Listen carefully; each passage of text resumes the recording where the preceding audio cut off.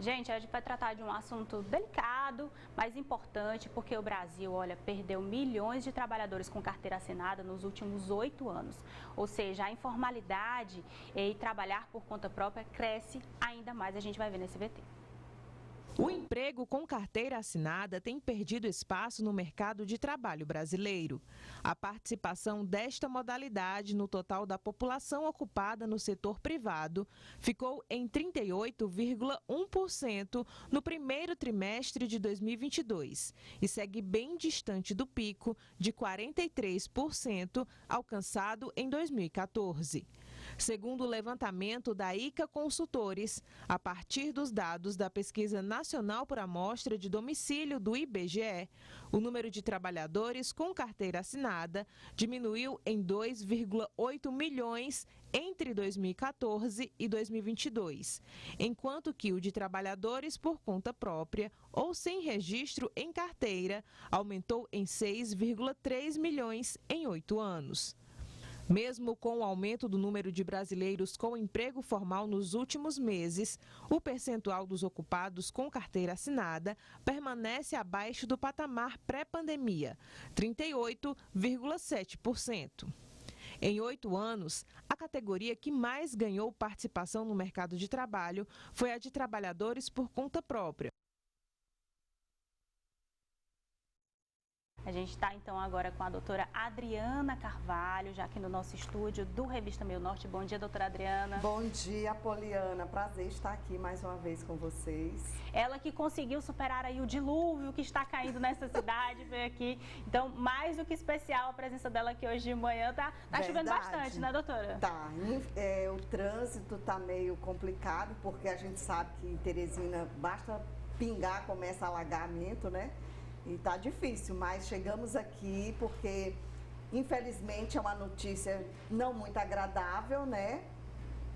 Dependendo do prisma que a gente olhar, mas há necessidade de mantermos a informação para os nossos telespectadores, né? Doutora, a gente pode dizer que essa mudança no comportamento dos trabalhadores de estarem recorrendo à informalidade é por conta de mudanças na legislação que a gente teve recentemente, né, com relação à reforma trabalhista, ou é porque, de fato, os números de postos de emprego estão diminuindo no nosso país? A que a gente atribui esse maior número de trabalhadores informais? Muito bem, essa sua pergunta, ela é bem complexa e a resposta é mais complexa ainda, porque, de fato, não é um único elemento que é capaz de responder esta pergunta. O que a gente pode ver é que, com a reforma trabalhista, de fato, houve um certo represamento na contratação de empregados de carteira assinada. E não só com a reforma trabalhista em 2017, né? Mas a gente pode ver também que a pandemia deu um impulso muito grande na informalidade. As pessoas começaram a abrir seus próprios negócios, porque muitas empresas, porque a economia encolheu, melhor dizendo, a economia encolheu. Então, assim, muitas pessoas saíram dos seus empregos, perderam seus empregos e aí começaram a empreender. E veio o que se chama de empreendedorismo por necessidade, ao contrário do que deveria ser realmente o empreendedorismo, que é por oportunidade. Mas o fato é que nós estamos diante de uma situação de muito desemprego, de desalentados, mas que, por um outro lado, estas pessoas estão procurando fazer seus próprios negócios, abrindo as suas empresas, os seus negócios. Muitas vezes não começam diretamente como empresa, mas começa um pequeno negócio. E aí, a partir daí, a pessoa vai se formalizando, né? Vai se inserindo no mercado de maneira mais formal, abrindo realmente o seu CNPJ, que pode ser por meio de um MEI, que é o microempreendedor individual. Por exemplo, nós estamos vendo agora o caso de uma costureira, né? Eu vi muitas reportagens de pessoas que começaram a fazer algumas coisas novas e se descobriram fazendo, né? Então, assim, a partir daí surge a necessidade, e é uma coisa que eu preciso falar urgente para quem está nos vendo, né? Que abriu o seu negócio nesse período. Você que está trabalhando na informalidade, não deixe de se formalizar. Se a tua renda for de até 81 mil anual, você pode abrir o seu mês. Se for superior a isso, abra uma microempresa. O que se faz necessário é que essas pessoas tenham proteção previdenciária. Tenha a proteção, porque os infortúnios a gente não sabe quando acontecem, né? Sim. Então, assim, mesmo que eu vi na reportagem que muitas pessoas disseram, eu deixei de ser empregada doméstica e agora eu sou diarista e eu estou ganhando mais. Porém, quando empregada doméstica, você tinha a sua carteira de trabalho assinada e você tinha as proteções trabalhistas e previdenciárias. E agora, como diarista, se você não se vincular à Previdência Social, você vai ficar desprotegida, tanto você quanto seus dependentes. Então, a coisa mais importante que eu recomendo nesse momento, você abriu o seu negócio, você saiu do emprego porque acha que o emprego não estava legal, que você precisa crescer profissionalmente, ótimo, tudo bem, mas não deixe de se vincular à Previdência Social. E a gente já tem participação, lembrando que você também pode mandar a sua pergunta no 9411-7777, passa pra gente. E a nossa produção já vai colocar aqui os nossos primeiros questionamentos que estão chegando aqui para a doutora Adriane. Tá aí na nossa tela. Bom dia, doutora Adriana. Meu seguro-desemprego acabou mês passado. Gostaria de saber se tem como eu pedir ou recorrer para continuar a receber. Eu vi a Mônica falar, né? Gostaria de saber também se eu começar a pagar a minha previdência como autônomo e ser chamada de volta para a empresa, trabalhar de carteira assinada, se eu posso pagar, né? Se eu posso pagar ou paro. É a Tatiane que está mandando mensagem para a gente. Vamos lá, então, primeiro de seguro-desemprego, né? Se você terminou o seu seguro-desemprego, você trabalhava de carteira assinada, terminou seu seguro-desemprego, até onde eu sei, não existe essa possibilidade de pedir prorrogação de seguro-desemprego. Até onde eu sei. Pode ser que mudou, porque a legislação trabalhista e previdenciária ela é muito dinâmica, ela se altera. Então, vai que mudou e eu não estou sabendo. Mas até onde eu sei, amiga, só é aquele período determinado. Acabou as parcelas, pode procurar seu emprego, né? Deveria já estar procurando. E o outro questionamento que eu não vi... A outra pergunta dela era sobre o pagamento, né, da previdência. Gostaria de saber, né? se eu começar a pagar minha previdência como autônomo e ser chamada de volta para a empresa, de carteira assinada, eu posso pagar? Sim, você pode pagar. Se você desenvolve uma atividade econômica, qualquer ela, por exemplo, você vende catálogo, revista de catálogo, você pode pagar como autônomo e pode também ter sua carteira assinada, entendeu? Isso não impede, não. Complementar, né? Exatamente, você vai você não vai ter duas aposentadorias diretamente da Previdência Social, do INSS, mas você pode, essa renda ser somada para melhorar quando você for se aposentar a tua renda. Agora, doutora Adriana, me diz uma coisa, a dona de casa ou a mulher que acabou de perder o emprego, a mãe que está precisando se recolocar no mercado de trabalho, ela decidiu, quero abrir o meu negócio. Você falou aí sobre a formalização, abrir um CNPJ. O que ela tem que fazer? Que órgão, por exemplo, aqui em Teresina, ela deve procurar? Onde é que ela vai? Quais são os primeiros passos que ela tem que dar? Muito bem, o primeiro passo que ela tem que dar é muito simples, é estar diante de um computador. .gov.br. Você vai no .gov.br, se você, por exemplo, começou a fazer marmitas, quentinhas, que nem o que está passando agora aí na TV, né? Você decidiu fazer quentinhas, vender. Então, você vai no .gov.br, abra no portal empreendedor, abra o seu CNPJ, certo? É simples, é prático, mas se você tem dificuldade para isso, você pode procurar um contador, né, que é mais complexo, porque aí você vai ter que pagar honorários de contador, mas formalizar inicialmente uma microempresa não, o microempreendedor individual, ele é simples, é como você ir lá no site do .gov.br e criar a sua senha do meu INSS. A semelhança é a mesma, tá? O procedimento é o mesmo. Então, agora, não é difícil. Então vai numa lan house, procura aí, pergunta para um amigo, para um vizinho, para sua amiga. Pode emprestar o computador, olha, me empresta aqui que eu quero só fazer meu cadastro. Então é bem facinho, E tem um detalhe, Poliana.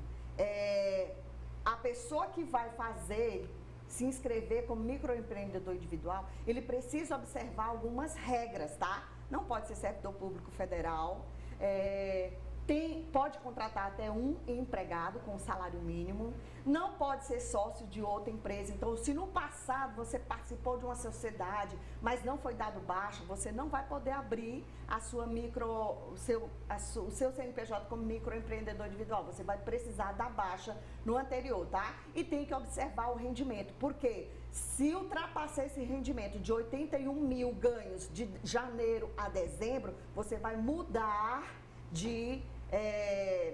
você vai sair do Simples Nacional, tá bom?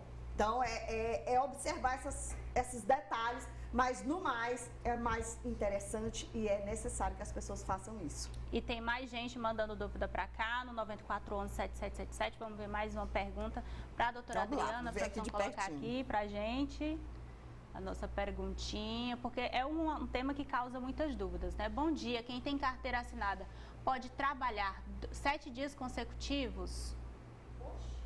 Mas eu acho que acho que a pergunta aí é a questão de folga, né? Eu acho que de não ter folga primeiro semanal, ele não disse é o que eu imagino, qual a modalidade de é. trabalho, né? Porque existe modalidade de trabalho intermitente. Eu não sei se está falando do trabalho intermitente, porque o trabalho realmente intermitente é aquele que eu digo assim, eu vou te contratar, mas eu quero te contratar até apenas 3 dias por mês. Eu preciso anotar na tua carteira que tu vai trabalhar apenas 3 dias por mês. Eu vou te pagar eu vou dividir o salário por dias e te pagar aquele valor. E é interessante, muita gente está participando dessa modalidade de trabalho, que foi regularizado justamente na reforma trabalhista. Pessoas que são contratadas a trabalharem apenas 1 semana, 2 semanas, 1 mês, contanto que isto seja registrado na carteira de trabalho, especificado o valor da hora, do dia ou do mês que vai ser pago, certo? E estas pessoas, eu não sei se a pergunta desta pessoa era nesse sentido, mas trabalhar 7 dias vai depender do teu contrato, tem que saber, né? então, eu não posso necessariamente dizer tá certo ou tá errado, né? Via de regra, pela CLT, são 44 horas semanais, né? Pela Constituição Federal também, são 44 horas semanais, 8 horas diárias de trabalho, né? Mas eu não sei qual é o regime de trabalho. Vai que você só trabalha 2 horas por dia, 3 horas por dia. Então, essa pergunta ficou meio que difícil para eu responder. Aí você vai dar uma consultada, você que mandou a pergunta, dá uma consultada na sua carteira de trabalho, no seu contrato de trabalho, né, que você assinou. E aí você vê se lá está especificado sobre essa não ter um descanso na semana. Eu imagino que seja isso. Porque o descanso semanal remunerado, ele precisa existir. E deve ser aplicado. Exatamente. Né? Ninguém vai trabalhar... Vamos lá. Sem descanso aí é complicado. Não dá. Todo filho de Deus tem que ter um descanso. Merece. Doutora. Doutora, eu sofri um acidente em 2018 e até agora não voltei a trabalhar. Fico fazendo perícia do INSS. Aí o auxílio cancela, volta novamente e fica nesse ciclo. Mas a pergunta é por necessidade de deixar de pagar a mensalidade. Acho que do INSS, não sei, confiei que não precisava pagar porque eu estava encostado pelo INSS. Bom, é o seguinte, vamos lá. Sofreu um acidente em 2018 e está permanentemente renovando o seu auxílio doença, que eu não sei se é acidentário ou mas se for um acidente é acidentário, muito bem. E sempre volta para receber o benefício. Mas a pergunta é por necessidade, se eu deixar de pagar a mensalidade. Disse que não precisava pagar, né? É o seguinte... Se você permanecer incapacitado, para o trabalho e o INSS for renovando todas as vezes o teu benefício, você realmente não precisa pagar, tá? Agora, se o INSS disse que você já está apto para voltar ao mercado de trabalho, você não se apresenta no trabalho, você não contribui de forma alguma, você pode ter o seu vínculo rompido, tá? E aí vai depender de outros elementos, que é o período que você tem de carteira assinada, se o teu período de graça vai ser de 12 meses, de 24 meses ou de 36 meses. Isso aí não tenho como te responder porque eu não tenho esse dado para te informar. Mas o fato é que, se você está constantemente ao longo do tempo de auxílio doença acidentário, que é o B91, você realmente não vai precisar pagar, tá? Até porque você está numa estabilidade acidentária, o teu empregador não pode romper o teu vínculo de trabalho. Então, você não tem como trabalhar. E detalhe, o teu empregador está pagando a tua previdência, tá? Então, certo? Certo. Doutora, a gente continua falando desse tema de trabalhar sem carteira assinada. Agora, um ponto que existe, né, que é cada vez mais comum em algumas empresas, é da empresa ter o trabalhador no seu rol de funcionários, mas não tem o vínculo empregatício formalizado, né? Tem muita gente que aceita trabalhar sem carteira assinada. Tem punição para quem entra na empresa e diz, não, tudo bem, vamos fazer assim, é o chamado contrato de boca? Sim. Quais são as penalidades para as empresas e também para o empregado? Muito bem, você falou algo e é interessante a gente lembrar, não deixa eu perder o fio da meada, que eu sou meio esquecida. Mas, com a reforma trabalhista também, veio a questão da pejotização e da uberização. O que é a pejotização? É, muitas vezes, você é uma jornalista profissional, Sim. certo? E aí eu digo, eu tenho a minha empresa e eu digo assim, Apoliana, é o seguinte, você abra uma microempresa, você como jornalista, e eu te contrato. Uma pessoa jurídica, né? Que o pessoal fala assim pra gente. Exatamente, Abre a pessoa jurídica. Por isso que a pejotização é transformar a pessoa física numa PJ, numa pessoa jurídica, né? E eu te contrato, mas com um contrato civil, não um contrato trabalhista, né? A minha relação com você é uma relação civil e não trabalhista. Porém, muitas vezes, isso pode ser um meio de mascarar um emprego formal e regular, certo? Se o empregador, se você cumpre os critérios previstos lá no artigo 3º ou 2º da CLT, se eu não me engano, você obedece rigorosamente aos horários, você é subordinado juridicamente ao teu empregador, você que empresta esse serviço pessoalmente, você está todos os dias lá, é remunerado por esse empregador, então, neste caso, você é empregado. E se a empresa não formalizar no prazo de 5 dias úteis a tua contratação, a empresa pode ser, sim, autuada, né, pela Secretaria do Trabalho, pagar multa por isso, né, e você pode reclamar na Justiça do Trabalho até uma indenização por danos morais.